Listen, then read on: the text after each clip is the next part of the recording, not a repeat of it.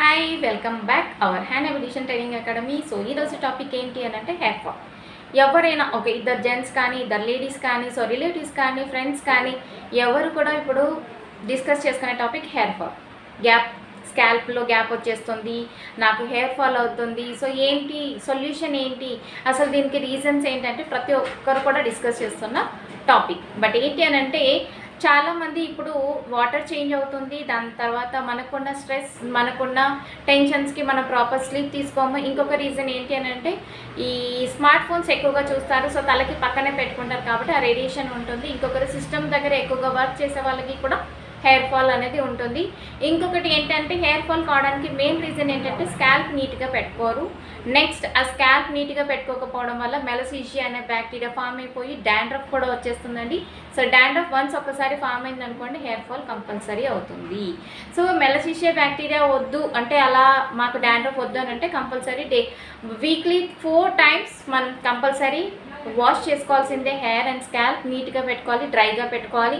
Combs ఒకరు use చేసినవి ఇంకొకరు యూజ్ చేయదు. దెన్ పిల్లో కవర్స్, సోప్స్, ఇలా ప్రతి ఒక్కటి కూడా హైజీన్గా మెయింటైన్ చేస్తే మనకి ఆ డాండ్రఫ్ కూడా వచ్చే ఛాన్స్ ఉండదు. నెక్స్ట్ ఆయిల్ అనేది ప్రొడ్యూస్ అవుతుంటుంది స్కాల్ప్లో.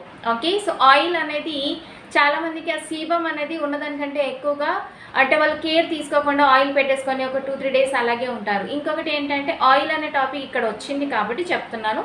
ఆయిల్ అప్లై చేసిన తర్వాత వెంటనే వాష్ చేసుకోండి. 2-3 days అలాగే ఉండడానికి లేదు. ఎందుకంటే ఆల్రెడీ మనకి sweat and sebaceous glands produce చేసేది ఆల్రెడీ ఇక్కడ హైడ్రోలిపిడిక్ లేయర్ ఆల్రెడీ ఫామ్ అయిపోతుంది.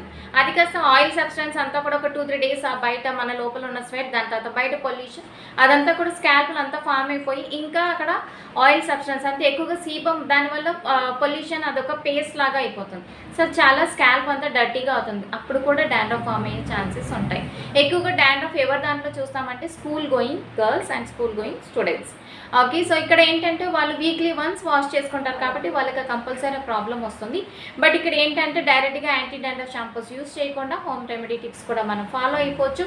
అలా ఫాలో అవుతూ తగ్గకపోతే అప్పుడు యాంటీ డాండ్రఫ్ షాంపూస్ యూస్ చేయండి. బట్ అనవసరంగా మెడికేటెడ్ అంటే డాక్టర్ని కన్సల్ట్ అయ్యి ఎక్కువగా ఇంటర్నల్గా ట్యాబ్లెట్స్ తీసుకోవడం కానీ అలాంటివి ఏం చేయకండి స్టార్టింగ్. బట్ హెయిర్ ఫాల్ అనేది కంపల్సరీ ప్రతి ఒక్కరికి అవుతుంది. So healthy hair fall number daily 50 to 100 hair fall అయితే కరెక్ట్గా అవుతుందండి.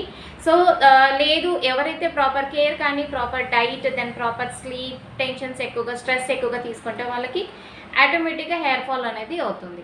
అదేంటి అందరికీ స్ట్రెస్ ఇప్పుడు చాలామందికి ఉంటుంది, ఎలాగో హెయిర్ ఫాల్ అవుతుందని అనుకుంటే దాన్ని మనం కంట్రోల్ చేసుకోవచ్చు. సో మనం ఫుడ్ ఏదైతే తీసుకుంటామో ఆ యొక్క న్యూట్రిషన్ ఫుడ్ నుంచి కూడా కంపల్సరీ మనకి ఆ ప్రోటీన్స్ నుంచి కూడా ఐరన్ రిలేటెడ్ ఫుడ్ నుంచి కూడా మన బాడీకి కావాల్సిన యాసిడ్స్ కానీ మన బాడీకి కావాల్సిన విటమిన్ మినరల్స్ వల్ల కూడా ఆ స్ట్రెస్ని తట్టుకునేంత కెపాసిటీ మన బాడీకి ఆ ఫుడ్ ద్వారానే వస్తుంది. కాబట్టి ప్రాపర్ ఫుడ్ కూడా తీసుకోవాలి.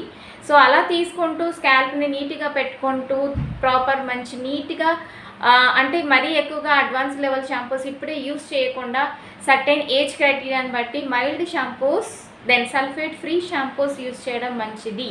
ఓకే, దెన్ హెయిర్ ఫాల్లో ఒక లైఫ్ సైకిల్ సిస్టమ్ ఉంటుంది. మనకి ఎలా లైఫ్ సైకిల్ ఉంటుందో హెయిర్ ఫాల్కి కూడా లైఫ్ సైకిల్ సిస్టమ్ ఉంటుంది. ఎనర్జిన్, క్యాటోజిన్, టెలోజిన్. ఓకే, సో ఈ ఎనర్జిన్ అనేది చాలా healthy hair stage.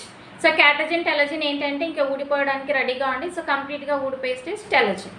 Okay, so దాని తర్వాత మళ్ళీ రీసైక్లింగ్ అవుతూనే ఉంటుంది. సో మళ్ళీ ఆ గ్రోత్ రావడానికి ఎంత లేదన్నా ఒక 3 months అయితే టైం తీసుకుంటుంది. కాబట్టి ఎవరు కూడా టెన్షన్ తీసుకోకుండా దాని గురించి ఓవర్ రియాక్ట్ అవ్వకుండా ప్రాపర్ మనం చేసే యోగా, మనం చేసే కొంచెం బ్రీతింగ్ ఎక్సర్సైజ్, మనం తీసుకునే కొంచెం ప్రాపర్ ఇంటేక్ ఫుడ్, దాని తర్వాత స్ట్రెస్, ప్రాపర్ స్లీప్ లేకపోతే మాత్రం కంపల్సరీ హెయిర్ ఫాల్ అవుతుంది. స్ట్రెస్ వల్ల ఎట్లాగో స్లీప్ ఉండదు. సో మొబైల్స్ ఎక్కువగా చూడటం వల్ల కూడా హెయిర్ ఫాల్ అవుతూనే ఉంటుంది. బట్ అందుకోసమే మంత్లీ వన్స్ చేయించుకుంటే బెస్ట్. హెయిర్ ట్రిమ్మింగ్ చేయించుకోండి, స్ప్లిటెన్స్ లేకుండా చూసుకోండి. సో స్కాల్ప్ ఎప్పుడు కూడా నీట్గా పెట్టుకోండి. ఇంకొకటి ఆయిల్ పెట్టుకుంటే హెయిర్ గ్రోత్ ఉంటుంది అని కొంతమంది ఒపీనియన్.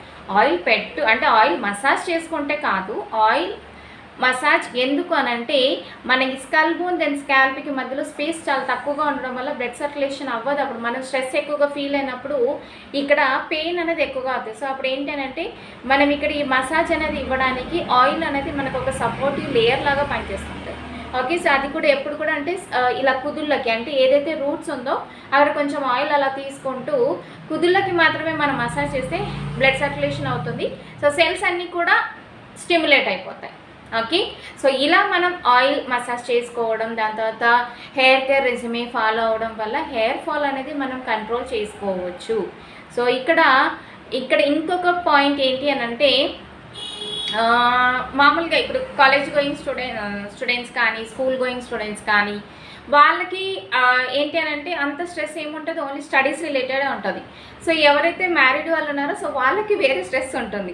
సో ఇక్కడ ఏంటి అని అంటే వాళ్ళకి వీళ్ళకి కంపారిజన్ చేసుకొని వాళ్ళకి ఇలా అవుతుంది హెయిర్ ఫాల్ మాకు ఇలా అవుతుంది అని అంటే కంపల్సరీ వాళ్ళ స్ట్రెస్ని బట్టి వాళ్ళ కెపాసిటీని బట్టి వాళ్ళకి చాలామంది ఇప్పుడు ఫుడ్ కరెక్ట్గా తీసుకోవట్లేదు. ఐరన్ రిలేటెడ్ ఫుడ్, కొంతమందికి క్యాప్సికమ్ నచ్చదు, క్యాబేజీ నచ్చదు, ఇలాంటి ఐరన్ గ్రీనీ వెజిటేబుల్స్ నచ్చదు. కొంతమంది వెజిటేరియన్స్ ఉంటారు, మీట్ తీసుకోలేరు. సో ఏంటి అని అంటే ప్రాపర్ ఇంటేక్ విటమిన్ రిలేటెడ్ హెయిర్కి కావాల్సింది ఏదైనా కూడా తీసుకుంటే balancing food. Okay, so balancing food అనేది మెయింటైన్ చేస్తే మనకి హెయిర్ బాగా గ్రోత్ అవుతుంది, హెయిర్ ఫాల్ కూడా కంట్రోల్ అవుతుంది, హెయిర్ హెల్తీగా ఉంటుంది. సో ఏంటంటే మనం యూస్ చేసే షాంపూస్, మనం తీసుకునే స్లీప్, మనం తీసుకునే స్ట్రెస్, మనం వాడే కెమికల్స్ ఏదైతే ఉందో, దాని తర్వాత ఇంటేక్ ఫుడ్, ఇవన్నిటి మీద కూడా డిపెండ్ అయి ఉంటుంది. సో ఫస్ట్ ఏంటి అని అంటే ఎక్కువగా హెయిర్ ఫాల్ అవుతుంది అన్న వాళ్ళు ఫస్ట్ మనం చేయాల్సింది ఏంటంటే మనం ఏదైతే షాంపూస్ యూస్ చేస్తున్నామో దాన్ని కొంచెం చేంజ్ చేసి చూడండి, hair fall control. Okay, so shampoo చేస్తున్నప్పుడు డైరెక్ట్గా స్కాల్ప్ మీద వేసుకోకుండా కొంచెం లైట్గా వాటర్లో డైల్యూట్ చేసుకోవచ్చు.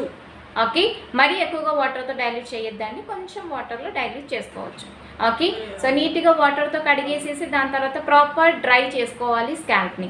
సో ఎప్పుడైతే వెట్గా ఉంటుందో అప్పుడు మళ్ళీ డాండ్రఫ్ ఫామ్ అయిపోతుంది. సో డాండ్రఫ్ వన్స్ ఫామ్ అయింది అని అంటే అది మళ్ళీ రిమూవ్ చేయడం కొంచెం కష్టం అవుతుంది. రిమూవ్ చేయొచ్చు, బట్ ఏంటంటే ఇట్స్ టైం టేకింగ్ ప్రాసెస్ అనమాట. ఓకే, సో ఇక్కడ ఇంకొక పాయింట్ ఏంటి అని అంటే హెయిర్ ఫాల్ అంటే హెయిర్ కట్ చేసుకోవడం మన ఇండియన్స్కి అంతగా నచ్చదు. బట్ ఏంటి అని అంటే కంపల్సరీ మంత్లీ వన్స్ 3 మంత్స్కి ఒకసారి హెయిర్ లెంత్ అనేది కొంచెం మనం ట్రిమ్ చేసుకుంటే బెటర్. సో ఇంకొకటి ఏంటి అని అంటే ఆయిల్ ఎక్కువగా అస్తమానం పెట్టకుండా వీక్లీ వన్స్ పెట్టేసుకొని 1 అవర్ తర్వాత వాష్ చేసుకోండి, లేదంటే హోల్ నైట్ పెట్టుకొని మార్నింగ్ వాష్ చేసుకోవచ్చు next day. Okay, so home remedies కానీ ఏదైనా ఫాలో అవుతున్నప్పుడు ఆ గ్రాన్యూల్స్ కానీ ఆ యొక్క మామూలుగా ఏదైతే ప్రోడక్ట్ ఉందో ఆ ప్రోడక్ట్ అనేది స్కాల్ప్ మీద ఏది లేకుండా ప్రాపర్గా వాష్ చేసుకున్నా కూడా అప్పుడు స్కాల్ప్ నీట్గా ఉంటుంది. అయినా కూడా హెయిర్ ఫాల్ అవుతుంది అని అంటే ఒకటి హార్మోనల్ ఇంబ్యాలెన్స్ అయినా అవుతుంది, ఇంక ఇది లాస్ట్ లెవెల్. ఓకే, సో ఇంకేదో హార్మోనల్ ఇంబ్యాలెన్స్ అయినా అవ్వచ్చు, లేదంటే హెరిడిటీ అయినా అవ్వచ్చు. చాలామందికి వైట్ హెయిర్ వచ్చే ఛాన్స్ ఉంటుంది, చాలామందికి హెయిర్ ఎక్కువగా థిన్గా అయిపోయే ఛాన్స్ ఉంటుంది ఒక సర్టెన్ ఏజ్ తర్వాత. ఓకే, సో మా హ్యానా బ్యూటీ ట్రైనింగ్ అకాడమీలో అడ్మిషన్ తీసుకోవాలనుకుంటే డిస్క్రిప్షన్లో ఉన్న నా నెంబర్కి కాంటాక్ట్ అవ్వండి. సో కోర్స్ డీటెయిల్స్ అన్నీ కూడా మీరు అడిగి తెలుసుకోవచ్చు. ఫీజ్ డీటెయిల్స్ గురించి నాకు డైరెక్ట్గా కూడా కాల్ చేయొచ్చండి. So thank you so much.